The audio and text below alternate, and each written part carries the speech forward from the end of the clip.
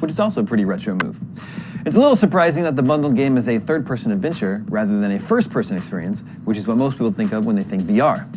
Coincidentally, Lucky is also the last name of Oculus inventor Palmer Luckey.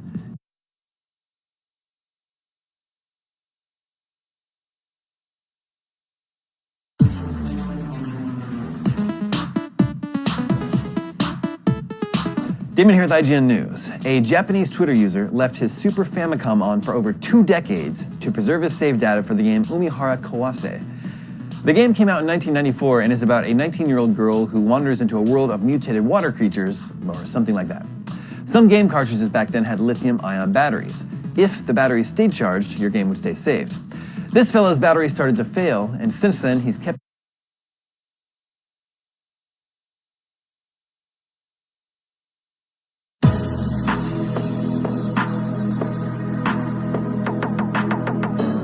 I'm Damon Hatfield and this is IGN News. Accessory maker Performance Design Products is coming out with a quick charger called the Supercharger for the Xbox One controller.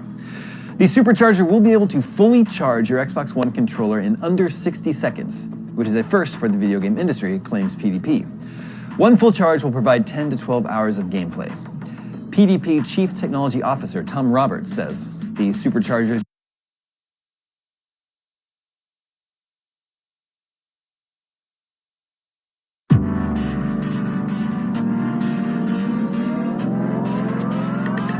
Damon here with IGN News. Daisy Ridley will voice the lead character in the North American release of the Studio Ghibli film Only Yesterday. Only Yesterday, which came out in Japan way back in 1991, will be released on January 1st at New York's IFC Center. A wider release is coming in February. In an interview with Entertainment Weekly, Ridley said she believes the beloved Japanese film has endured because the central question that drives the main character, how do you make your dreams come true, is something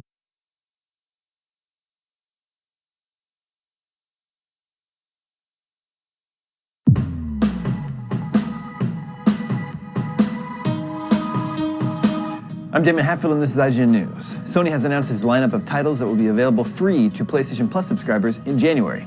Grim Fandango Remastered is leading the charge. Double Fine's adventure game will be free on both PlayStation 4 and PS Vita.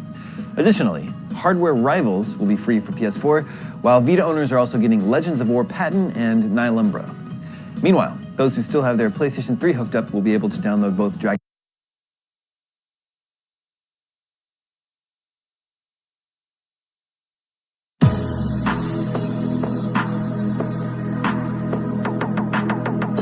What's up, everybody? Damon here with IGN News. Ever since Rachel McAdams confirmed she would be starring in Doctor Strange, her role has remained shrouded in mystery.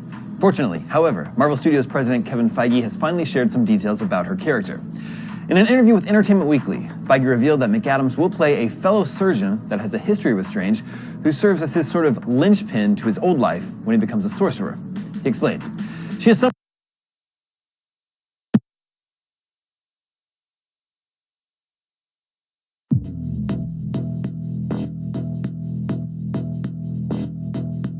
I'm Brian and this is IGN News. IKEA wants you to check out their balls. The Swedish company thinks we'll be eating their 3D printed meatballs in the not-so-distant future. Deep sigh. Space 10, IKEA's Green Living Design Lab, is looking for tomorrow's meatball, a healthy and sustainable meatball that'll satiate our unsustainable appetite for meat. According to Space 10, we have an increasing demand for food, and that demand is creating serious problems for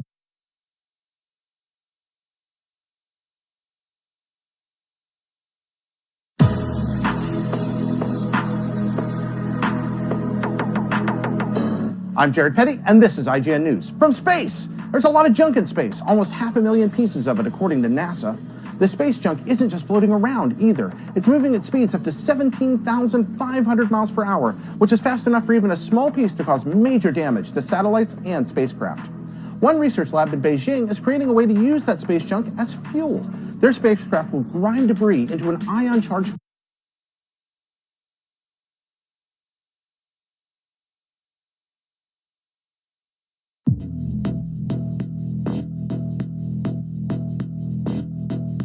I'm Damon Hatfield and this is IGN News. Mass Effect Andromeda director Chris Wynn has announced he's parting ways with developer BioWare. Wynn, who served as the senior development director on the highly anticipated role-playing game, confirmed his departure in a post on Twitter. Following Wynn's announcement, BioWare released a statement to Game Informer regarding his departure, thanking him for his work and wishing him well. The studio also assured fans that development of Mass Effect Andromeda continues to move.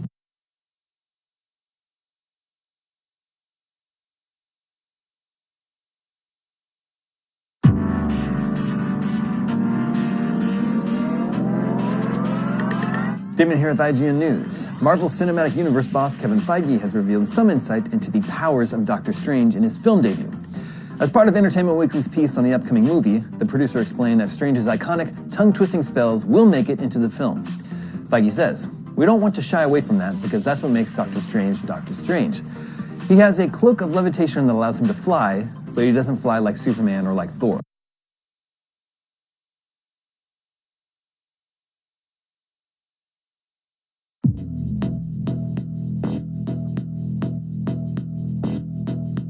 Damon here with IGN News. Fancy pen maker St. Dupont Paris is releasing a limited edition Star Wars.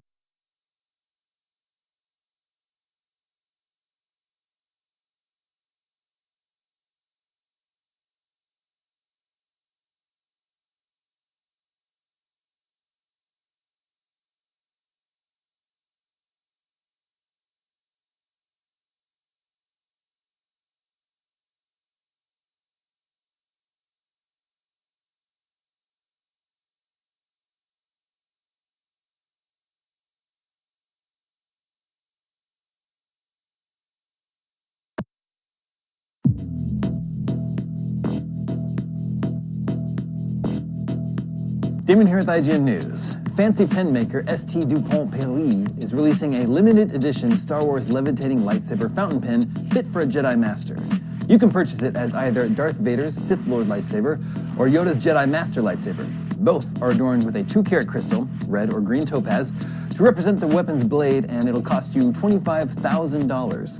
The pen is formed from bronze with black lacquer with palladium and rhodium finishes. The pen is truly limited edition with only 8 available. Your new lightsaber pen will come with a levitating platform which uses magnets to stay afloat.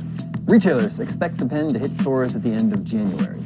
Don't have $25,000 to drop on a fancy pen? There's also an X-Wing fountain pen for a little over $2,000, but it only comes with a glossy black lacquer presentation box. There's also the more reasonable, but still kind of expensive, $40 C-3PO pen. This is IGN News.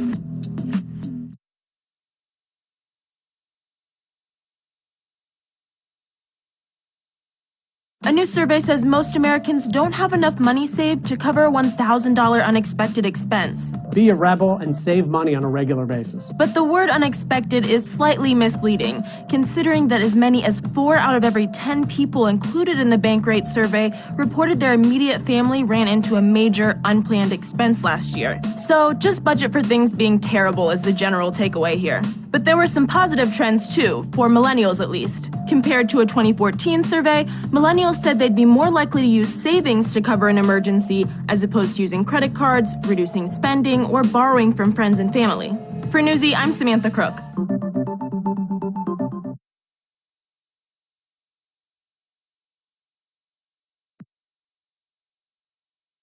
Well, Neil, I want to take this opportunity to announce my candidacy for president. I am hoping to get the Libertarian nomination for president in 2016. Gary Johnson took to Coast on Fox Business's airwaves to announce he's running for president as a Libertarian candidate. Johnson, the former governor of New Mexico, has ran for president before, so this isn't his first dip in the presidential pool. In the 2012 election, he ran for the Republican nomination at first. After losing that to Romney, he ran as a Libertarian Party candidate.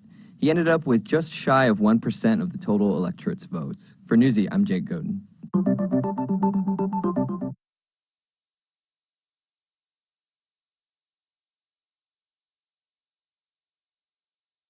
Hollywood's biggest party, aka the Golden Globes, is right around the corner. It's a way more relaxed setting than other ceremonies, and that's reflected in acceptance speeches. Take Jack Nicholson, for example. When he accepted his 2003 Best Actor award for About Schmidt, he readily admitted to popping a Valium before the show, which led to moments like this. Doesn't Nicole look lovely with her old nose?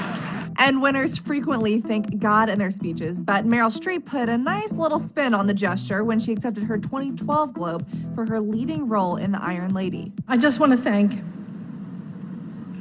my agent, Kevin Uvain,